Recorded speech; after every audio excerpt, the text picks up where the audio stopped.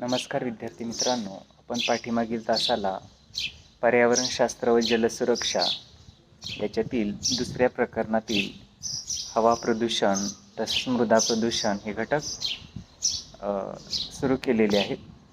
तर त्यामध्ये शेवटचा जो घटक होता तो म्हणजे घनकचऱ्याचे व्यवस्थापन किंवा घनकचरा म्हणजे काय, म्हणजे जो वायू स्वरूपातील किंवा द्रव स्वरूपातील कचरा नाही त्याला घनकचरा म्हणतो आपण. तसंच हा घनकचरा जो आहे तो विघटन होण्यासाठी किती कालावधी लागतो ते आपण उदाहरणादाखल पाहिलेलं आहे. तर घनकचऱ्याचे दोन प्रकार या ठिकाणी आपल्याला सांगता येतात. पहिला प्रकार आहे तो म्हणजे जैविक विघटनशील कचरा आणि दुसरा प्रकार आहे तो म्हणजे अजैविक विघटनशील कचरा. आता जैविक विघटनशील कचरा म्हणजे काय, तर जैविक म्हणजे काय, तर ज्याच्यामध्ये मनुष्य, प्राणी किंवा वनस्पती या स्रोतापासून जो तयार झालेला कचरा आहे किंवा इतर जे प्राणी आहे यांचं विघटन केलं जातं आणि या विघटनातून जो कचरा बाहेर पडतो त्याला जैविक विघटनशील कचरा असं म्हटलेलं आहे. ते साधारणतः हिरवा कचरा, अन्न, कागदाचा कचरा, तसंच बांधकाम कचरा इत्यादी, तसंच महानगरपालिकेच्या घनकचऱ्यामध्ये हे घटक जे आढळून येतात त्यालाच आपण जैविक घनकचरा असं म्हणतो. सांडपाण्याचा गाळ, कत्तलखान्यातील कचरा यांचा समावेश या जैविक घनकचऱ्यामध्ये होतो. म्हणजे जैविक गोष्टीपासून जो घनकचरा तयार झालेला आहे त्यालाच जैविक घनकचरा असं म्हणता येईल. उदाहरणं लक्षात ठेवा, कत्तलखान्यातील घाण असेल किंवा सांडपाण्यातून जो गाळ तयार झालेला असतो तो, त्याच पद्धतीनं म्हणजे वनस्पती आणि प्राणी यांच्यापासून जे पदार्थ किंवा जो कचरा तयार होतो त्याला जैविक घनकचरा असं म्हटलेलं आहे. त्यानंतर दुसरा प्रकार आहे तो म्हणजे अजैविक विघटनशील कचरा. आता अजैविक म्हणजे काय, तर जैविकच्या विरुद्ध ही संकल्पना आहे. अजैविक म्हणजे जैविक घटक नसलेले. थोडक्यात वातावरणात नैसर्गिकरित्या विघटन न होणारा कचरा भरपूर प्रमाणात असतो किंवा तो प्रदूषणास कारणीभूत ठरत असतो. तसं तो सजीव आणि पर्यावरणीय जे काही इतर जीव आहेत तर त्यांनासुद्धा हानिकारक ठरत असतो. असा कचरा म्हणजे अजैविक विघटनशील घनकचरा असं त्याला म्हणता येईल. उदाहरणार्थ प्लॅस्टिक आहे, रबर आहे, काच आहेत, धातू आहेत किंवा थर्माकॉल आहे किंवा ई कचरा, हा सर्व कचरा अजैविक विघटनशील कचऱ्यामध्ये मोडतो. हा कचरा जैविक घटकापासून तयार होत नाही, त्या निर्जीव गोष्टी असतात किंवा त्या अजैविक गोष्टी असतात, म्हणून त्याला अजैविक विघटनशील कचरा म्हटलेला आहे. तर विघटनशील म्हणजे काय, तर त्याचं विघटन होतं परंतु विघटन होण्यासाठी खूप कालावधी लागतो त्याला, परंतु हा कचरा विघटनशील होतच असतो. असा जो कचरा आहे अजैविक, त्याला अजैविक विघटनशील कचरा असं म्हटलेलं आहे. तर घनकचऱ्याचे आणखीनही दोन प्रकारे वर्गीकरण केलं जातं, तर ते म्हणजे ओला कचरा आणि सुका कचरा. तर ओला कचरा म्हणजे काय आपल्याला माहितीच आहे, म्हणजे ज्याच्यामध्ये ओलावा असतो किंवा पाणी असतं त्याला ओला कचरा म्हणतो आपण. उदाहरणार्थ अन्न असेल, शिजवलेलं अन्न आपण टाकून देतो तर त्याला ओला घनकचरा म्हणतो, किंवा फळं असतील, भाज्या असतील किंवा फळांची साल्टं असतील किंवा बागेतील इतर कचरा आहे किंवा सेंद्रिय घटक असतील कृषी क्षेत्रातील, तर हा जो सर्व कचरा आहे त्याला ओला कचरा असं म्हटलेलं आहे. लक्षात ठेवा, ज्या कचऱ्यामध्ये ओलावा असतो किंवा पाण्याचा अंश असतो किंवा आर्द्रता असते याला आपण ओला कचरा असं म्हणतो. या कचऱ्याचा वापर करून कंपोस्ट आणि बायोगॅस तयार केला जातो. त्याच्यामध्ये मूळतः ओलावा असतो आणि पुन्हा आणखीन त्याच्यामध्ये पाणी टाकून असं इंधन तयार केलं जातं. त्यानंतर दुसरा प्रकार आहे कचऱ्याचा, तो म्हणजे सुका कचरा. आता ओल्या कचऱ्याच्या विरुद्ध ही संकल्पना आहे. सुका म्हणजे काय, तर वाळलेला किंवा शुष्क असलेला कचरा, त्याला सुका कचरा असं म्हणतो आपण. म्हणजे ज्याच्यामध्ये पाण्याचा अंश नसतो, तो वाळलेला असतो, म्हणून त्याला सुका कचरा असं म्हटलेलं आहे. उदाहरणार्थ ॲल्युमिनियम फाईल्स असतील किंवा टेट्रापॅक ग्लास असतील किंवा कागद, प्लॅस्टिक, धातू इत्यादी ज्या कोरड्या वस्तू कचऱ्यामध्ये दिसतात तर त्याला सुका कचरा असं आपल्याला म्हणता येईल. निश्चितच या कचऱ्याचं पुनर्चक्रीकरणही करता येतं, म्हणजे त्याच्यापासून वेगवेगळे प्रक्रियायुक्त पदार्थ आपल्याला बनविता येतात. खाली मित्रांनो चित्र दाखवलेलं आहे. 2 कचरा कुंड्या आहेत.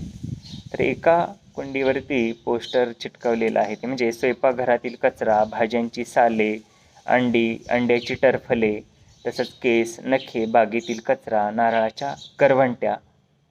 तर हे सर्व निश्चितच ओल्या कचऱ्यामध्ये मोडतं आणि सुक्या कचऱ्यामध्ये प्लॅस्टिकच्या पिशव्या, थर्माकॉल, काच, कागद, पुठ्ठे आणि धातूचे डबे, जे असं आपल्याला या सुक्या कचऱ्याची उदाहरणं सांगता येतील, किंवा त्यालाच आपण जैविक आणि अजैविक विघटनशील कचरा असं म्हटलेलं आहे. त्यानंतर पुढं काही संकल्पना दिलेल्या आहेत. घरातील कचरा वेगळा करण्यासाठी आपण काय करू शकतो? तर निश्चितच आपण 2 वेगवेगळ्या कचरा कुंड्या वापरू शकतो. ओल्या कचऱ्यासाठी वेगळी कचरा कुंडी आणि सुक्या कचऱ्यासाठी वेगळी कचरा कुंडी वापरायची आहे. तसंच स्वच्छताविषयक कचरा टाकण्यासाठी कागदाची पिशवी ठेवायची आहे, म्हणजे सॅनिटरी, याला स्वच्छताविषयक कचरा म्हणतो आपण. तर त्याच्यासाठी वेगळी प्लॅस्टिकची पिशवी आपण वापरू शकतो. तसं अन्नाचे डबे साफ केले पाहिजेत आपण. नंतर कोरड्या कचऱ्याच्या डब्यात ते आपण टाकून देणं गरजेचं आहे. तसंच कंपोस्ट तयार करण्यासाठी ओला कचरा वापरण्याची आवश्यकता आहे आणि पुनर्चक्रीकरण करण्यासाठी निश्चितच कोरडा कचरा आपण वापरू शकतो. त्यानंतर घनकचऱ्याचे स्रोत आहेत. जे घनकचरा कुठून उत्पन्न होतो किंवा तो कुठून तयार होतो, तर अशी जी काही त्याची उगमस्थानं आहेत, तर त्याला घनकचऱ्याचे स्रोत असं म्हटलेलं आहे. तर पहिला स्रोत आहे तो म्हणजे घरगुती कचरा. निश्चितच हा घरगुती कचरा घरातून तयार होत असतो, किंवा हा घनकचरा घरातून तयार होत असतो. घरातील काचेच्या वस्तू असतील, पुठ्ठा किंवा अन्न आहे, प्लॅस्टिकच्या पिशव्या, तसंच इलेक्ट्रॉनिक कचरा असेल किंवा इतर फर्निचर बनविताना जे रॉ मटेरियल राहिलेलं आहे, हे सर्व या घनकचऱ्यामध्ये मोडतं आणि हे सर्व घरगुती कचऱ्यातून किंवा घरगुती या गोष्टीपासून तयार झालेला हा कचरा आहे. म्हणून हा स्रोत आपण लक्षात घेणं गरजेचं आहे. त्यानंतर दुसरा स्रोत आहे घनकचऱ्याचा, तो म्हणजे शेती कचरा. आता शेती कचरा म्हणजे काय? तर शेतीमध्ये वेगवेगळी पिकं आपण घेत असतो आणि ही पिकं घेतल्यानंतर जे सगळं रॉ मटेरियल शिल्लक राहतं, तर त्याला आपण घनकचरा म्हणतो. जे पिकाची धसकटं असतील, काडी कचरा, पालापाचोळा, त्याचं भुसकट असेल किंवा त्याच्या मुळे असतील किंवा बुडकं म्हणतो आपण, किंवा तुरकाटे असतील, ऊसाचं पाचट असेल, जे किंवा तण असेल काढलेलं, वाळून गेलेलं तण, तर हे सर्व या घनकचऱ्याचे स्रोत आहेत आणि ते शेती कचरा या प्रकारामध्ये मोडतात, किंवा हा त्यांचा स्रोत आहे असं म्हणता येईल. त्यानंतर व्यावसायिक कचरा हे सुद्धा घनकचऱ्याचा महत्त्वाचा स्रोत आहे. आपण पाहतो वेगवेगळे व्यवसाय केले जातात, तर त्या व्यवसायामधून सुद्धा मोठ्या प्रमाणावर घनकचरा निर्माण होत असतो. जसं पॅकेजिंग सामुग्री असेल, जे पॅकिंग करावयाची जी साधन सामुग्री आहे, ज्याला आपण वेस्टर्न म्हणतो मराठीमध्ये, त्याच कुठलीही वस्तू आपण उत्पादित केल्यानंतर त्याला पॅकिंग करणं गरजेचं असतं, त्याच्यावरती वेस्टर्न असणं आवश्यक असतं. मग या वेस्टर्नापासून सुद्धा कचरा तयार होत असतो. तसंच टाकाऊ कार्यालयीन उपकरणे, आपण पाहतो वेगवेगळ्या कार्यालयामध्ये वेगवेगळी टाकाऊ उपकरणं असतात. कपाटं असतील, त्याच पद्धतीने वेगवेगळ्या फाईल्स असतील, कागद असतील, किंवा इतरही अनेक अशा वस्तू असतात की ज्या या ठिकाणी अडगळीला पडलेल्या असतात. म्हणून त्याला ऑफिशियल किंवा कार्यालयीन घनकचरा असं म्हटलेलं आहे. निश्चितच हा सुद्धा कचरा पण कमी करणं गरजेचं आहे. त्या वस्तूचं सॉर्टिंग करणं, किंवा त्या वस्तू थोड्या खराब असतील तर त्याचा पुनर्वापर आपण करणं आवश्यक आहे. त्याची डागडुजी करणं, वेल्डिंग करणं, जे अशा उपाययोजना करून आपल्याला हा कचरा निश्चितच कमी करता येतो. त्याच पद्धतीने जैववैद्यकीय कचरा हा सुद्धा घनकचऱ्याचा एक महत्त्वाचा स्रोत आहे. आता वैद्यकीय कचरा म्हणजे काय, तर हॉस्पिटलमधून जो काही जैव कचरा निर्माण होत असतो, तर त्याला जैववैद्यकीय कचरा असं म्हटलेलं आहे. ऑपरेशन केल्यानंतर वेगवेगळे जे काही सगळी घाण असते ती सुद्धा या जैववैद्यकीय कचऱ्यामध्ये मोडते. तसंच इतर ज्या काही गोष्टी आहेत, सुया असतील किंवा सिरिंज असतील, चाकू, मलमपट्ट्या, कापूस, जे असे जे काही सगळं साहित्य आहे तर ते सुद्धा हे जैववैद्यकीय कचऱ्यामध्ये मोडतं. म्हणून जैववैद्यकीय कचरा हा सुद्धा या घनकचऱ्याचा महत्त्वाचा स्रोत आहे. त्याच पद्धतीने पुढचा जो स्रोत आहे तो म्हणजे ई कचरा. आता ई कचरा म्हणजे काय, तर इलेक्ट्रॉनिक जी काही माध्यमं आहेत किंवा इलेक्ट्रॉनिक ज्या वस्तू आहेत त्या वापरल्यानंतर, त्या खराब झाल्यानंतर आपण जे त्या कालबाह्य होतात थोडक्यात, किंवा खराब झाल्यानंतर आपण टाकून देतो आणि त्याच्यापासून जो कचरा तयार होतो त्याला ई कचरा असं म्हटलेलं आहे. आपण पाहतो असा ई कचरा मोठमोठ्या कार्यालयामध्ये किंवा घरामध्ये किंवा फॅक्टरी कारखान्यामध्ये तयार होत असतो. उदाहरणार्थ आपल्याला सांगता येईल, रेडिओ खराब झाला टाकून देतो आपण, कम्प्युटर तयार झालेला असेल किंवा वेगवेगळ्या घरातील उपकरणं, मिक्सर असेल, रेफ्रिजरेटर असेल किंवा आपलं AC असेल, म्हणजे असे जे काही इलेक्ट्रिकल उपकरणं आहेत ती खराब झाल्यानंतर आपण टाकून देतो आणि निश्चितच त्याला ई कचरा असं म्हटलेलं आहे. कॉम्प्युटर, मॉनिटर, लॅपटॉप जे हल्ली जर आपण पाहिलं तर हा मोठ्या प्रमाणावर ई कचरा आपल्याला झालेला दिसून येतो. कारण काळ बदलतो, या बदललेल्या काळानुसार ह्या वस्तूंचं मॉडिफिकेशन होत असतं, त्याची कार्यक्षमता बदलत असते आणि जुनी जी उपकरणं आहेत ती मग कालबाह्य होतात, ती तशीच अडगळीला पडतात, ती उपयोगात आणली जात नाहीत. जे असा जो कचरा आहे तर त्यालाही आपण ई कचरा असं संबोधतो. किंवा दूरदर्शन संच असतील, पाहतो आपण TV वेगवेगळ्या प्रकारचे आहेत. पूर्वी ते बॉक्स असायचे, त्यानंतर LED आला वगैरे, आणि आता जर आपण पाहिलं तर अनेक ॲडव्हान्स टेक्नॉलॉजी ह्या दूरदर्शनच्या किंवा या TVमध्ये वापरलेली दिसून येते आपल्याला. वेगवेगळ्या कंपन्याच्या वेगवेगळ्या फॅसिलिटीज असलेल्या TV असतात. मग या निश्चितच मित्रांनो कालबाह्य होतात आणि अशा TV या ई कचऱ्यामध्ये नंतर मोडतात किंवा त्या टाकून दिल्या जातात. त्यानंतर औद्योगिक कचरा हा एक घनकचऱ्याचा महत्त्वाचा स्रोत आहे. तर औद्योगिक कचरा म्हणजे काय, तर उद्योग धंदे किंवा व्यवसायाच्या ठिकाणी, कारखान्याच्या ठिकाणी जो कचरा तयार होतो किंवा जो घनकचरा असतो तर त्याला औद्योगिक घनकचरा असं म्हटलेलं आहे. जे उद्योगधंदा व्यवसाय हा सुद्धा या घनकचऱ्याचा महत्त्वाचा स्रोत आहे असं आपणाला या ठिकाणी म्हणता येईल. निश्चितच आपल्याला दिसून येतं मोठमोठ्या उद्योगधंद्यातून वेगवेगळ्या प्रकारचा कचरा बाहेर पडत असतो. जे धातूचे तुकडे असतील, प्लास्टिकचे तुकडे, पट्टे असतील किंवा पॅकेजिंगचं वेगवेगळं साहित्य असेल किंवा प्रक्रियेयुक्त पदार्थ तयार करण्यासाठी किंवा त्या प्रक्रियेतून सुद्धा वेगवेगळे असे टाकाऊ पदार्थ बाहेर पडत असतात किंवा घनपदार्थ हे सुद्धा बाहेर पडत असतात. तर त्याला आपण औद्योगिक घनकचरा असं निश्चितच म्हणतो. मित्रांनो, असे हे घनकचऱ्याचे स्रोत आपण पाहिलेले. तसंच घनकचऱ्याचे 2 प्रकारे वर्गीकरण आपण पाहिलेलं आहे. जैविक विघटनशील घनकचरा, अजैविक विघटनशील घनकचरा, आणि दुसरं जे वर्गीकरण होतं ते म्हणजे ओला कचरा आणि सुका कचरा. त्यानंतर मित्रांनो, पर्यावरणाचे रक्षण करण्यासाठी कचऱ्याच्या व्यवस्थापनासाठी अधिक शाश्वत मार्गाची आवश्यकता आहे. मग याच्यासाठी 2 मार्ग आपल्याला सांगितलेले आहेत. पहिला मार्ग म्हणजे कचऱ्याची निर्मिती कमी करणे. तर मित्रांनो, ह्या हातातील गोष्टी आहेत आपल्या. कचरा जो तयार होतोय कितीही, तर त्याची निर्मिती कमी प्रमाणात होणं गरजेचं असतं. पण आपण आपली जीवनशैली बदलणं गरजेचं आहे. आपण अगोदर आपली विचारसरणी बदलणं गरजेचं आहे. तरच आपल्याला या कचऱ्याचे स्रोत कमी करता येतील आणि निश्चितच आपल्याला पर्यावरणाचं संरक्षण करता येईल.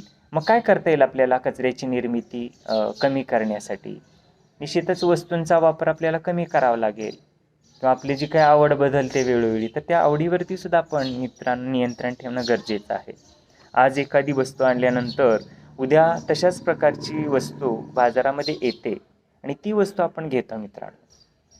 किंवा आपली जीवनशैली बदललेली आहे, कितीही चप्पल वापरणं किंवा कितीही कपडे वापरणं किंवा विनाकारण अशी जी काही साहित्य सामुग्री आहे ती कितीही वापरणं, थोडी तुटली तरी ती टाकून देणं, म्हणजे अशी जी काही जीवनशैली आहे ती जेव्हा आपण बदलू तेव्हा निश्चितच कचऱ्याचं व्यवस्थापन किंवा कचऱ्याची निर्मिती आपल्याला कमी करता येईल आणि निश्चितच पर्यावरणाचं संरक्षण करता येईल.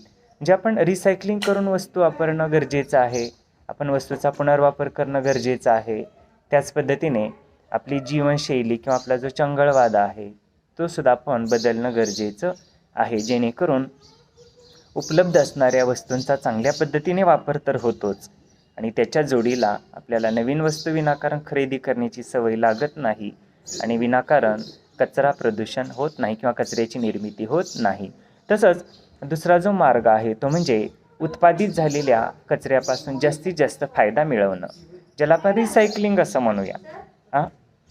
ज्याला आपण रिसायकलिंग असं म्हणूया. म्हणजेच ह्या कचऱ्यापासून आपण वेगवेगळ्या वस्तू तयार करू शकतो, जेणेकरून कचरा निर्मिती होणार नाही.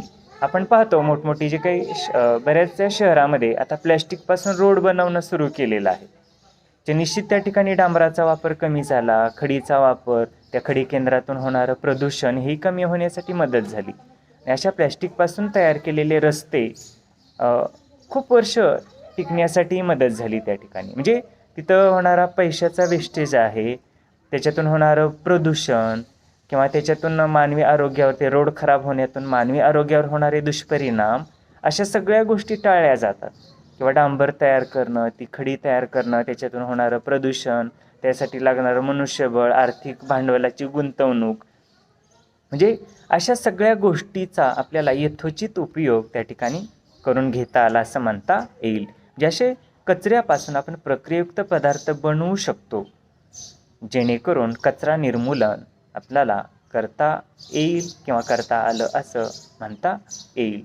त्या अनेक उदाहरणं सांगता येतील मित्रांनो. प्लॅस्टिकचा वापर आहे, प्लॅस्टिक म्हणजे टाकाऊपासून टिकाऊ वस्तू बनवणं आहे.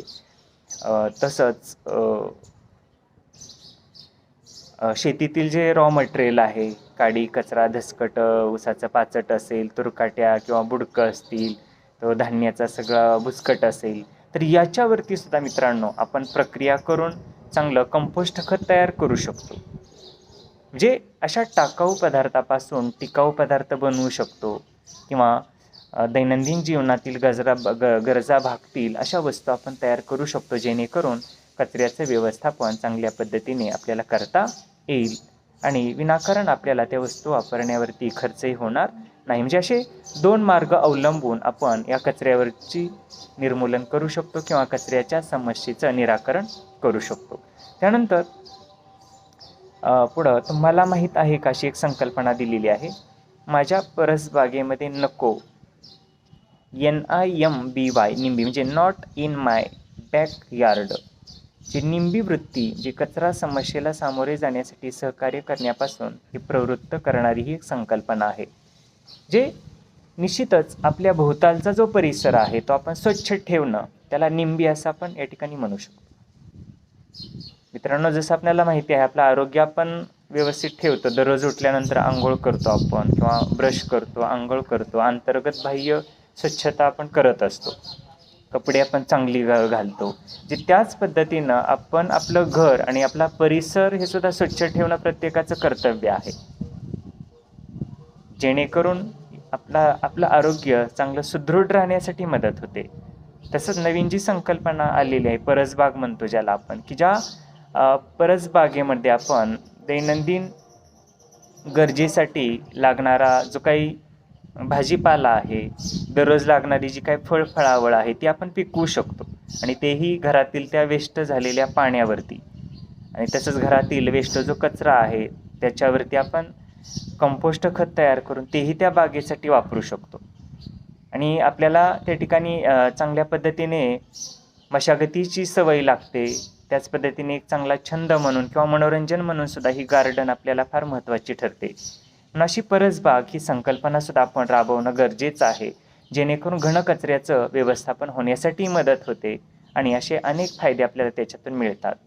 मित्रांनो, दररोज मार्केटमध्ये जाणं, भाजी विकत आणणं, याच्यावरती जो खर्च होतो, आपला वेळ वाया जातो, तर तोही या ठिकाणी आपल्याला त्याची बचत होण्यासाठी मदत होते. ताजा भाजीपाला, तसं सेंद्रिय पद्धतीचा भाजीपाला आपल्याला मिळून जातो.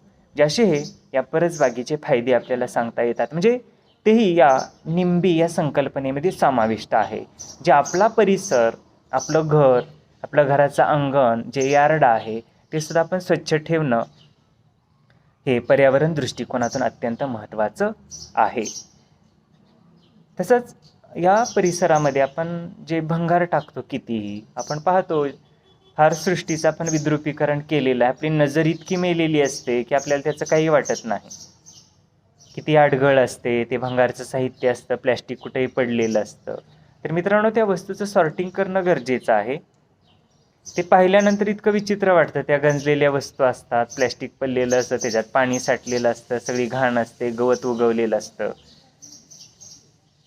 जे हे सगळं हा जो देखावा आहे, तर हा देखावा निश्चितच पर्यावरणासाठी फार घातक आहे असं म्हणता येईल. आपल्या नजरेला जी सवय लागलेली आहे, तर ती सवय आपण मोडणं गरजेचं आहे. चांगलं पाहायला आपण शिकलं पाहिजे, परिसर चांगला ठेवण्यासाठी आपण शिकलं पाहिजे. निश्चितच अशा ज्या काही भूमिका आहेत त्या आपण बजावणं गरजेचं आहे. तरच निंबी ही संकल्पना आपण राबवली असं म्हणता येईल. फक्त स्वच्छता ठेवणं नाही, तर तिथल्या वस्तूसुद्धा सुव्यवस्थित ठेवणं गरजेचं आहे. आपल्या शरीराची आपण जशी नीटनेटकी काळजी घेतो, भांग व्यवस्थित पाडतो, कपडे स्वच्छ घालतो आपण, आपला चप्पल बूट स्वच्छ ठेवतो व्यवस्थित, गुंड्या व्यवस्थित लावलेले असतात आपण. जे त्याच पद्धतीनं आपला परिसर, आपलं घर, आपलं जे यार्ड आहे ते सुद्धा आपण स्वच्छ ठेवणं गरजेचं आहे. जे एक प्रकारची सौंदर्यदृष्टी आपल्यामध्ये निर्माण होणं, एक प्रकारचा टापटीपपणा आपण आपल्या परिसराच्या बाबतीत सुद्धा ठेवणं फार अत्यंत आवश्यक आहे असं म्हणता येईल. तसंच कचरा कमी करण्यासाठी आपण काय केलं पाहिजे किंवा कुठल्या गोष्टी लक्षात ठेवल्या पाहिजेत, असंही आपल्याला या ठिकाणी अभ्यासक्रमामध्ये दिलेलं आहे. तर बघा, गरज असेल तरच छपाई करा म्हटलेलं आहे. आपण पाहतो विनाकारण आपण वेगवेगळ्या अशा साहित्याची छपाई करत असतो. पॉम्पलेट आपण किती छापतो एखाद्या विशिष्ट गोष्टीची किंवा जाहिरातीची, आणि ती न वाटता न त्या ग्राहकापर्यंत पोहोचतात, तशीच कचऱ्यामध्ये पडून जातात. मग त्या कागदावरती झालेला खर्च, त्याच्या प्रिंटवरती, त्याच्या कलरवरती झालेला खर्च, त्याच्यासाठी जळालेली वीज किंवा तो कागद तयार करण्यासाठी केलेलं जे श्रम आहे किंवा भांडवल, हे जे सगळं खर्च झालेलं आहे ते वाया जातं मित्रांनो. म्हणून आपण अशी जी काही वेगवेगळ्या साहित्याची छपाई आहे, कागदाची छपाई किंवा वेगवेगळ्या पुस्तकांची जी छपाई, हल्ली पाहतो आपण शासनाच्या विविध योजनेतून पुस्तकं छापली जातात, अनुदान मिळतं त्याच्यासाठी, किंवा UGC सारख्या आपल्या नॅशनल स्तरावरील संस्थेकडून सुद्धा पुस्तकासाठी अनुदानं दिली जातात. त्या अनुदानापोटी पुस्तकं छापली जातात, परंतु बऱ्याच वेळा ही पुस्तकं वितरित करण्या वाचून धुळखात पडलेली असतात. त्यांना कीड लागलेली असते, कुठंतरी ग्रंथालयामध्ये ती भिजलेली असतात, कोणी त्याच्याकडे पाहत नाही. जे म्हणजे काय होतं या ठिकाणी मित्रांनो, तर त्या पुस्तकाचं सगळं जे काही पुस्तक तयार करण्याचे उद्देश जे आहेत ते निश्चितच वाया जातात असं म्हणता येईल. आणि पर्यावरणाच्या दृष्टिकोनातून जर विचार केला तर ह्या बाबी कशा आहेत, तर निश्चितच विचार करण्याजोग्या आहेत. म्हणून आपण गरज असेल तरच अशा कागदी वस्तूंची किंवा पुस्तकांची किंवा अशा साहित्याची छपाई करणं गरजेचं आहे. तसंच छपाई करण्यासाठी कागदाच्या दोन्ही बाजूचा आपण वापर करणं गरजेचं आहे. ह्या साध्या गोष्टी असतात मित्रांनो. आपण आपल्या कार्यालयामध्ये पाहतो किंवा घरामध्ये सुद्धा आपण वन साईडला लिहिलेलं असतं त्या कागदावरती, पेपरवरती. मग बरेच वेळा त्याची जी काही दुसरी बाजू आहे ती पाटकोरी असते, त्याचाही वापर आपण करू शकतो. चांगल्या पद्धतीने त्याच्यावरती नोट्स काढू शकतो, एखादा अर्ज लिहिण्यासाठी त्या बाजूचा उपयोग आपण करू शकतो, किंवा रफ कामासाठी आपण अशा कागदाचा उपयोग किंवा त्या बाजूचा उपयोग करू शकतो. अशा ज्या काही गोष्टी आहेत त्या जर आपण लक्षात घेतल्या तर निश्चितच घनकचऱ्याचं व्यवस्थापन आपल्याला चांगल्या पद्धतीने करता येईल. तसंच लिफाफ्यांचा पुनर्वापर म्हटलेला आहे. आपण पाहतो मोठमोठे लिफाफे असतात, 2 रुपयापासून ते 10, 15, 20, 25 रुपयापर्यंतचे लिफाफे, एकदम साध्या क्वालिटीपासून ते उच्च दर्जाच्या क्वालिटीपर्यंतचे लिफाफे आपल्याला मिळत असतात मार्केटमध्ये. बऱ्याच वेळा त्या लिफाफ्यांना कागदाचं किंवा प्लॅस्टिकचंही कोटिंग असतं. मित्रांनो, अशा लिफाफ्यांचा आपण वापर करणं गरजेचं आहे. केवळ एकदा त्याचा वापर झाला आणि असे लिफाफे जर आपण टाकून देत असू तर त्याचाही उपयोग नाही. मग महत्त्वाचे डॉक्युमेंट आपण त्या लिफाफ्यामध्ये ठेवू शकतो. तसंच त्या मोठ्या लिफाफ्यापासून छोटे छोटे लिफाफे, पॉकेट आपण तयार करू शकतो, जेणेकरून आपण त्याचा पुढील पत्रव्यवहारासाठी चांगल्या पद्धतीने उपयोग करून घेऊ शकतो. म्हणजे अशा ज्या काही गोष्टी आहेत त्या जर आपण अवलंबल्या तरच या घनकचऱ्याचं व्यवस्थापन आपल्याला चांगल्या पद्धतीने करता येईल. तसंच खरेदी करताना कापडी पिशवी जवळ ठेवणं आवश्यक आहे. आपण पाहतो इतकी जीवनशैली बदललेली आहे की आपल्याला घरातून बाजारपेठेमध्ये जाताना साधी पिशवीसुद्धा नेऊ वाटत नाही आणि ती कापडी पिशवी तर लांबच राहिली. म्हणजे विचार करण्याची आवश्यकता आहे. आपण त्या मॉलमध्ये जातो, दुकानामध्ये जातो, चक्क साधी 5-10 रुपयाची वस्तू जरी आपण विकत घेतली तरी त्याला कॅरी बॅग मागतो. जी आपली विचारसरणी बदलण्याची गरज आहे. मॉलमध्ये जातो आपण 5-10 हजाराचा बाजार भरतो त्या ठिकाणी, परंतु आपण घरून जाताना पिशव्या नेत नाही. मग तिथून त्या पिशव्या विकत घेतो आपण. त्या पिशव्याचं पुढं काय होतं तर निश्चितच त्या पिशव्या कचऱ्यामध्ये जातात आणि अशा कचऱ्याचं व्यवस्थापन करण्यामध्ये पुन्हा सगळी यंत्रणा कामी लागते. म्हणून आपण आपली जीवनशैली बदलणं गरजेचं आहे. घरातून जाताना आपण कापडी पिशव्या नेणं आवश्यक आहे. तसंच कागदी पिशव्यांचाही वापर आपण करण्याची गरज आहे. तसंच पुनर्वापर करता येईल अशी साधनं वापरणं गरजेचं आहे. आपण त्या साधनाचं रिसायकलिंग करता आलं पाहिजे आपल्याला, अशी साधनं वापरा. जर आपण कागदी पिशव्या वापरल्या तर त्या कागदी पिशव्या लवकर विघटित होतात. त्याच्यापासून आपल्याला खत तयार करता येतं किंवा त्याच्यापासून पुठ्ठे लगदे तयार करता येतात आपल्याला. जे अशी पुनर्वापर करता येणारी साधन सामुग्री जर वापरत असू तरच आपल्याला घनकचऱ्याचं व्यवस्थापन चांगल्या पद्धतीने पुढं करता येईल. तसंच काच, प्लॅस्टिक, ॲल्युमिनियम अशा बाटल्यांचा आपण पुन्हा पुन्हा उपयोग करणं गरजेचं आहे. काचेच्या बाटल्या आपण पाहतो बऱ्याचशा ह्या खूप चांगल्या बाटल्या असतात, तर त्या बाटल्या आपण स्वच्छ करून इतर कारणासाठी वापरू शकतो. किचनमध्ये त्याचा वापर करू शकतो किंवा आपल्या शाळा महाविद्यालयामध्ये बियांची बँक म्हणून त्या बाटल्यांचा वापर आपण करू शकतो किंवा बऱ्याचशा वेळा शोपीस म्हणूनही त्या बाटल्यामध्ये आपण वेगवेगळ्या कलाकुसरीच्या वस्तू ठेवून त्याचाही वापर आपण करू शकतो. निश्चितच चांगल्या वस्तू ज्या टाकाऊ झालेल्या वस्तू आहेत तर त्याचाही आपण चांगल्या पद्धतीने त्याचा संग्रह करून त्याचा पुनर्वापर आपण करणं आवश्यक असतं. त्याच पद्धतीने कपडे किंवा घरातील वस्तू गरजूंना द्या तरच आपल्याला या टाकाऊ वस्तूवरती चांगल्या पद्धतीने त्याचा पुनर्वापर करता आला असं म्हणता येईल किंवा त्याची जी समस्या बनलेली आहे टाकाऊ वस्तूची विल्हेवाट तर त्याच्यावरती मात करता येईल आपल्याला. आपण पाहतो दसऱ्याच्या वेळेस कितीतरी कपडे आपल्याला कुठेही पडलेले दिसतात. नदीच्या काठाला असतात, तळ्याच्या काठाला किंवा कुठेही कचऱ्यामध्ये अशा कपडे पडलेले असतात. मित्रांनो खूप चांगले कपडे असतात ते. बऱ्याच वेळा ते आपल्या शरीराला येत नाहीत म्हणून किंवा कुठंतरी आपण पाहतो जीवनशैली बदललेली आहे. विनाकारण खरेदी करायची किती प्रत्येक महिन्याला 15 दिवसाला वेगवेगळ्या कार्यक्रमासाठी. जे पूर्वी असं नव्हतं. पूर्वीची लोक कपडे कमी वापरायची, कमी असायचे, ते स्वच्छ धुवून वापरायची. परंतु आता जीवनशैली एवढी बदललेली आहे की आपल्याला दररोज प्रत्येक गोष्ट मॅचिंगची लागते अंगावरती. फार त्या आता बोलायला काय हरकत नाही. आता महिलांचं उदाहरण जर आपण घेतलं तर पायाच्या त्या चप्पलपासून ते डोक्यातील त्या बटनापर्यंत सगळं काही मॅचिंगचं असतं. जे ठीक आहे राहणीमान आपलं चांगलं असलं पाहिजे, परंतु विनाकारण खरेदी आणि ती केलेली खरेदी विनाकारण पुन्हा कचऱ्यात जाणं जे ही जी आपली आवड आहे ही जी जीवनशैली आहे ती आपण बदलणं गरजेचं आहे मित्रांनो. कुठेतरी शर्टची बटणं तुटली, कुठेतरी थोडं काहीतरी उसवलं, फाटलं तरी आपण ती कपडे टाकून देतो. मात्र त्याचं काय होतं पुढं ते सगळं कचऱ्यामध्ये जातं. त्याची विल्हेवाट लावणं अवघड होऊन बसतं. निसर्गाचं विद्रुपीकरण होतं. सगळी सौंदर्याची जी काही जे सौंदर्य आहे निसर्गाचं त्या शहराचं गावाचं ते सुद्धा ऱ्हास पावतं. म्हणून आपण अशा सगळ्या गोष्टी विचारात घेऊन अशा कपड्यांचा सुद्धा पुनर्वापर करणं गरजेचं आहे.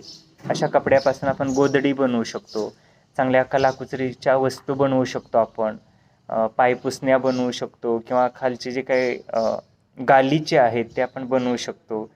चांगले भिंतीवरील शो पीस ज्याला आपण ऑल पीस म्हणतो तेही बनवू शकतो आपण किंवा टेबलवर अंथरण्यासाठी सुद्धा आपण चांगल्या पद्धतीचे कपडा पीस आपण त्याच्यापासून बनवू शकतो किंवा चांगल्या पिशवे आपण बनवू शकतो रंगीबेरंगी त्या वस्तूपासून. जास्त जर आपण या कपड्याचं रिसायकलिंग केलं, त्याचा पुनर्वापर केला तर निश्चितच या घनकचऱ्याचं व्यवस्थापन आपल्याला चांगल्या पद्धतीने करता आलं असं म्हणता येईल. त्याच पद्धतीने मित्रांनो, दुकाने बाजारपेठेत प्लॅस्टिक पिशव्या स्वीकारण्यास आपण नकार देणं गरजेचं आहे. तर दुकानदारही काय बसलेलाच असतो लगेच, कारण त्याची खरेदी महत्त्वाची असते. खरेदी झाली लगेच पिशवी देत होतो. परंतु आपल्याकडं जर आपली घरची पिशवी असेल तर मात्र आपण त्या ठिकाणी ती प्लॅस्टिकची पिशवी घेण्याला नकार दिला पाहिजे. निश्चितच ती वस्तू आपण आपल्या जवळच्या पिशवीमध्ये घेणं आवश्यक आहे.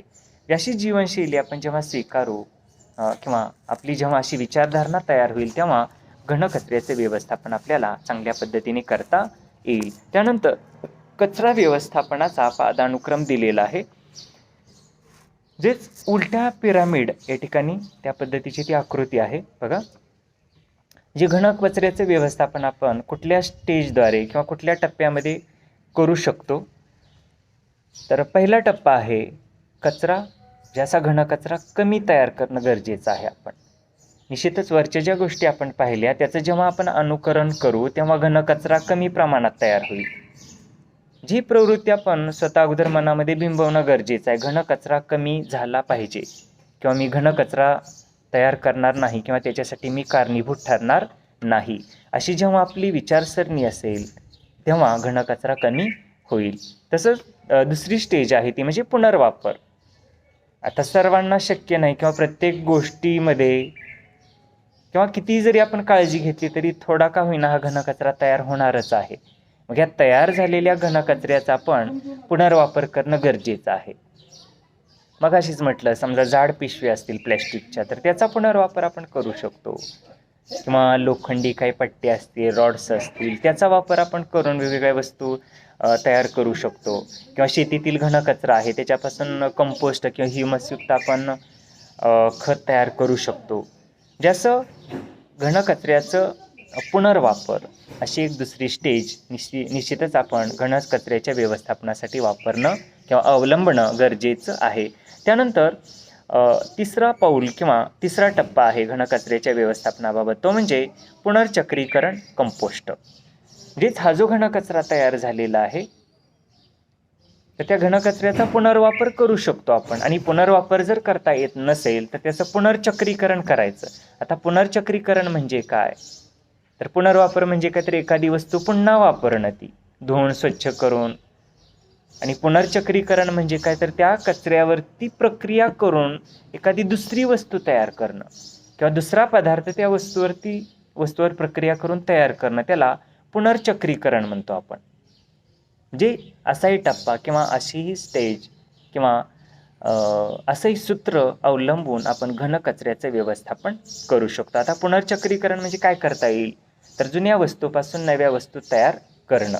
उदाहरणार्थ मगच सांगितलं तुम्हाला की अनेक ह्या मेट्रो सिटीमध्ये जे रोड तयार केले जातात ते प्लॅस्टिकपासून रोड तयार केले जातात, तर त्याला पुनर्चक्रीकरण उत्पादन असं आपण म्हणू शकतो. त्यानंतर पुढचा टप्पा आहे किंवा पुढचं पाऊल आहे कचऱ्याच्या व्यवस्थापनातील, ते म्हणजे पुनर्प्राप्ती. तर पुनर्प्राप्ती म्हणजे काय, तर त्या कचऱ्यापासून आपल्याला नवीन काहीतरी मिळणं, पुन्हा त्याच्यापासून आपल्याला नवीन उत्पादन मिळणं किंवा नवीन एखादी गोष्ट मिळणं, त्याला पुनर्प्राप्ती म्हणतो आपण. म्हणजेच कचऱ्यापासून ऊर्जा तयार करणं किंवा धातू पुनर्प्राप्त करणं त्या कचऱ्यातून. तर या स्टेजला किंवा या टप्प्याला पुनर्प्राप्ती असं म्हणता येईल. जे हा टप्पा अवलंबून सुद्धा आपण घनकचऱ्याचं व्यवस्थापन चांगल्या पद्धतीने करू शकतो. उदाहरणार्थ सांगितलं तुम्हाला की शेण आहे किंवा शेतातील रॉ मटेरियल आहे सगळं, किंवा आपल्या किचनमधून खराब झालेलं अन्नपदार्थ आहे, तर त्याच्यावरती आपण ऊर्जा तयार करू शकतो. त्याच्यावरती बायोगॅस आपण तयार करू शकतो, किंवा पूर्वी गोबर गॅस होताच. म्हणजे तसे पदार्थ तयार करणं, त्यालाच आपण पुनर्प्राप्ती असं म्हणू शकतो. आणि शेवटचा टप्पा आहे किंवा शेवटचं पाऊल आहे या घनकचऱ्याच्या व्यवस्थापनेत, ते म्हणजे चांगल्या पद्धतीने विल्हेवाट लावणं. जे कचऱ्याची विल्हेवाट लावणं ही एक हल्लीची मोठी समस्या आहे.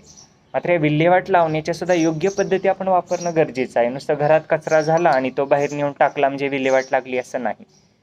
किंवा ग्रामपंचायतीने तो कचरा भरला आणि कुठेतरी गावाच्या बाहेर टाकून दिला म्हणजे चांगल्या पद्धतीने विल्हेवाट लागली असा त्याचा अर्थ होत नाही. तर निश्चितच त्या कचऱ्याचं सॉर्टिंग करणं अगोदर गरजेचं आहे. ओला कचरा, सुका कचरा किंवा जैविक कचरा, अजैविक कचरा, जे सुरुवातीला सॉर्टिंग करणं आणि सॉर्टिंग केल्यानंतर त्याचा पुनर्वापर करता येतो का ते पाहणं. पुनर्वापर करता येत नसेल तर त्याचं रिसायकलिंग करणं आणि रिसायकलिंग होत नसेल तर मात्र तो जमिनीमध्ये गाडून टाकणं. बघा, जे अशा ज्या काही स्टेजेस आहेत तर त्या स्टेजेस जेव्हा आपण अवलंबू तेव्हा त्या कचऱ्याची चांगल्या पद्धतीने विल्हेवाट लावली असं आपल्याला म्हणता येईल. जे एकूणच असे टप्पे अवलंबून आपल्याला या घनकचऱ्याचं चांगल्या पद्धतीने व्यवस्थापन करता येऊ शकतं आणि निश्चितच कचऱ्याच्या समस्येवरती आपल्याला उत्कृष्ट पद्धतीने मात करून निश्चितच आपल्याला पर्यावरणाचं संरक्षण चांगल्या पद्धतीने करता येतं आणि पुढील समस्या आपल्याला कमी करता येतील. त्यानंतर घनकचरा व्यवस्थापन ही संकल्पना दिलेली आहे, पाठीमागेही ती आपण पाहिलेली आहे. तर या घनकचऱ्याचं व्यवस्थापन चांगल्या पद्धतीने करणं त्यालाच घनकचरा व्यवस्थापन असं म्हटलेलं आहे. त्याचं सॉर्टिंग करणं, त्याचा पुनर्वापर करणं, त्याचं पुनर्चक्रीकरण करणं आणि त्याची चांगल्या पद्धतीने विल्हेवाट लावणं, ह्या 4-5 संकल्पना मिळून त्यालाच आपण घनकचरा व्यवस्थापन असं म्हणतो. निश्चितच ही 4 तत्वे आपण अवलंबणं यालाच घनकचरा व्यवस्थापन असं म्हटलेलं आहे. त्यालाच 4R असं इंग्रजीमध्ये म्हटलेलं आहे. म्हणजेच रिड्यूस म्हणजे कमी करणं कचरा, त्यानंतर रियूज म्हणजे पुनर्वापर करणं, आणि रिसायकलिंग म्हणजे पुनर्चक्रीकरण करणं, आणि रिकव्हर म्हणजेच पुनर्प्राप्त करणं. लक्षात ठेवा ह्या 4ही संकल्पना, रिड्यूस, रियूज, रिसायकलिंग आणि रिकव्हर अशा 4 रीचा आरचा अवलंब करून घनकचरा व्यवस्थापन आपण करू शकतो. त्यानंतर कचऱ्याची निर्मिती वरती आपण हे पाहिलेलंच आहे, पुन्हा त्याचं विश्लेषण दिलंय तर चित्रासहित दिलेलं आहे बघा मित्रांनो. कचरा निर्मिती कमी करणं म्हणजेच रिड्यूस म्हटलंय त्याला. तर आपल्या सवयी आपण बदलणं गरजेचं आहे, तरच या कचऱ्याची निर्मिती आपल्याला कमी करता येणं शक्य आहे. जुनी प्लॅस्टिकची बादली दिलेली म्हटलेलं आहे आणि तिचा पुन्हा वापर आपण कशासाठी करू शकतो तर कचरा पेटी म्हणून करू शकतो. त्याच्यामध्ये आपण चांगली झाडं लावू शकतो, जे त्याला आपल्याला रिड्यूस म्हणता येईल, म्हणजे पुन्हा वापर करणं त्या वस्तूचा. उदाहरण लक्षात ठेवा ही, किंवा दिलेलं आहे बघा चित्रामध्ये, खूप मस्त आहे. भिंत दाखवलेली आहे आणि त्या भिंतीवरती हे सगळ्या आपल्या प्लॅस्टिकच्या ज्या बाटल्या आहेत त्या कट करून, आडव्या कट करून त्याच्यामध्ये झाडं लावलेली आहेत. तर असाही पुनर्वापर आपण करू शकतो, म्हणजे ती भिंतही सुशोभित झाली. तसं त्या बाटलीमध्ये आपण झाडं झुडपं फुलं लावल्यामुळं त्याच्यापासून आपल्याला उत्पादनही मिळालं, आपली गरजही भागली गेली आणि त्या बाटल्यांचा पुनर्वापरही झाला. म्हणजे त्यालाच आपण रिड्यूस असं म्हणू शकतो. तसंच या वेगवेगळ्या कपड्यापासून बनवलेल्या वस्तूही दिलेल्या आहेत मित्रांनो. खूप सुंदर बॅग दाखवलेली त्या चित्रामध्ये. तसंच खूप चांगल्या पद्धतीची त्या ठिकाणी पायपुसणी केलेली आहे बघा, रंगीबेरंगी आहे. त्याचे ते तुकडे कट करून त्याची ती वस्तू बनवलेली आहे. तर त्यालाच रिड्यूस असं आपण म्हणू शकतो. तर अशा काही संकल्पना आहेत त्या आपण विचारात घेऊन निश्चितच घनकचऱ्याचं व्यवस्थापन चांगल्या पद्धतीने आपण करू शकतो. तर राहिलेली जी उदाहरणं आहेत ती आपण पुढील तासाला पाहूया. तर आजच्या तासाला आपण घनकचरा म्हणजे काय, घनकचऱ्याचे 2 प्रकारे वर्गीकरण, जैविक घनकचरा, अजैविक घनकचरा किंवा ओला घनकचरा, सुका घनकचरा, त्याच पद्धतीने या घनकचऱ्याचे स्रोत आपण पाहिलेले आहेत आणि घनकचरा व्यवस्थापनाचा पदानुक्रम ज्याच्यातील 4R रिड्यूस, रियूज, रिसायकलिंग आणि रिकव्हर आणि याच्यातील उदाहरण आपण पाहतोय. राहिलेला भाग आपण पुढील तासाला पाहूया. या ठिकाणी आपण थांबूया. धन्यवाद.